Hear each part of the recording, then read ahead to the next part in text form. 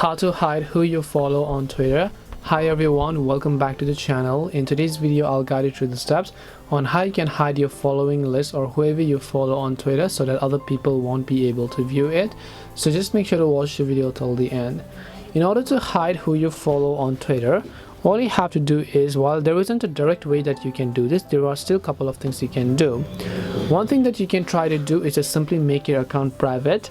But in order to make our account private on Twitter, what we need to do is simply go ahead and first of all open Twitter, log into the account, tap the profile icon from the top left hand side of the screen, then just go to settings and support, then go to settings and privacy.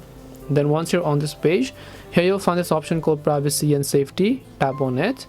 Then here you'll find this option called audience and tagging at the very top. Tap on it. Now here you'll find the option called protect your tweets. Make sure to turn this on. This way other people won't be able to see your tweets as well as your following list on Twitter. This way you can hide your following list on Twitter. Hope this video was very helpful, and if it did help you, make sure to leave a like and subscribe to our channel, and if you have any questions then feel free to leave them down.